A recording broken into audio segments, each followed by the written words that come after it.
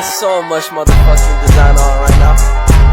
Break it down, bring it back, make it clap. I got 3 old thoughts, new guap, where that thing. Bitches on my line, and you know they come strapped. Hold up, what it not, 45, scope it cash like, whoa. How you fucking with these hoes up?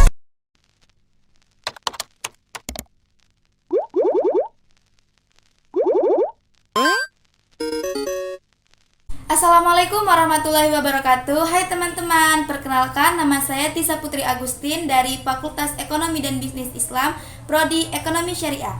Pada kesempatan kali ini saya akan menjelaskan tentang perilaku ekonomi dalam perspektif Islam. Yang pertama, perilaku ekonomi, di mana perilaku ekonomi merupakan kegiatan yang dilakukan oleh manusia yang berkaitan dengan pemanfaatan baik secara langsung maupun tidak langsung. Sumber-sumber produktif untuk menghasilkan barang dan jasa serta mendistribusikannya untuk dikonsumsi. Dengan kata lain, bidang garapan ekonomi adalah salah satu sektor perilaku manusia yang berkaitan langsung dengan produksi, distribusi, dan jasa konsumsi. Dalam konsep ekonomi, konvensi perilaku termasuk dalam rencana etika bisnis, yang juga berhubungan dengan kajian psikologi yang masuk dalam konsep ekonomi. Yang kedua, hubungan manusia dengan ekonomi, di mana manusia dan ekonomi merupakan dua hal yang tidak dapat dipisahkan. Hal ini terutama disebabkan karena manusia adalah faktor utama penggerak kegiatan ekonomi itu sendiri, sehingga dengan sendirinya manusia pun akan mendapatkan imbas dari kegiatan ekonominya. Dalam ekonomi Islam, manusia tetap dipandang sebagai faktor utama dalam produksi, walau mesin sudah bisa menggantikan tenaga manusia, karena pada dasarnya mesin itu sendiri diciptakan oleh manusia. Yang ketiga, Homo economicus dan Homo ethicus. Salah satu asumsi yang sangat penting dalam ekonomi klasik dan non-klasik adalah konsep Homo economicus yang diartikan sebagai seperangkat sifat dan perilaku tertentu yang dikaitkan dengan tindakan seseorang dalam berbagai kegiatan ekonomi. Dalam konteks ekonomi Islam, permodalan perilaku manusia dikenal sebagai Homo Islamicus, yang merupakan model yang lebih sempurna dari Homo Ethicus, karena permodalan perilaku ini diturunkan secara sumber-sumber hukum Islam, yaitu Al-Quran dan Hadis. Yang keempat, sifat-sifat manusia dalam Al-Quran. Dalam Al-Quran, Allah Subhanahu wa Ta'ala menerangkan proses penciptaan manusia mulai dari tanah, kemudian dibentuk dengan sebaik-baiknya sampai diturunkannya roh, sampai dia hidup. Dalam Al-Quran, tidak kurang dari 91 ayat berbicara tentang sifat-sifat manusia, termasuk dalam sifat-sifat positif dan negatif. Beberapa contoh sifat manusia dalam Al-Quran. Yang pertama, seperti manusia-manusia. Quran Surat Al-Hujurat ayat 14. Beramal soleh. Quran Surat At-Tin ayat 6. Diberi ilmu, Quran Surat Al-Isra ayat 85. Berakal, Quran Surat Al-Muluk ayat 10. Manusia sebagai khalifah, Quran Surat Al-Baqarah ayat 30.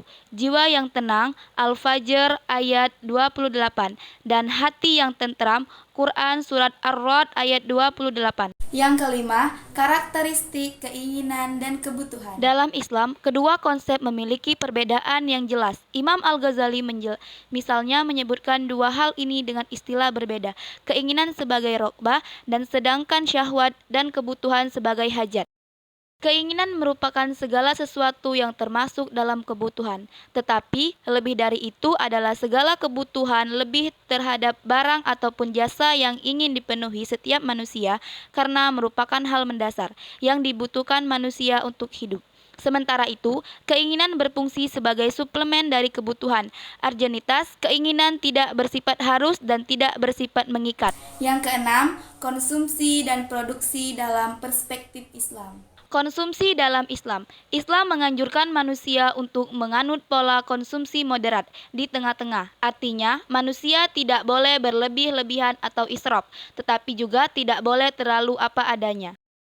Produksi dalam Islam. Dalam pandangan Islam, produksi diartikan sebagai upaya mengelola sumber daya alam agar menghasilkan bentuk terbaik yang mampu memenuhi kemaslahatan manusia. Pandangan melarang produsen untuk memproduksi sesuatu yang merusak kaidah, melucuti identitas umat, memudarkan nilai-nilai agama dan akhlak yang menyibukkan pada hal-hal yang sia-sia, dan menjauhkannya dari keseriusan, mendekatkan pada kebatilan, menjauhkan dari kebenaran dunia, dan menjauhkan kebenaran akhirat.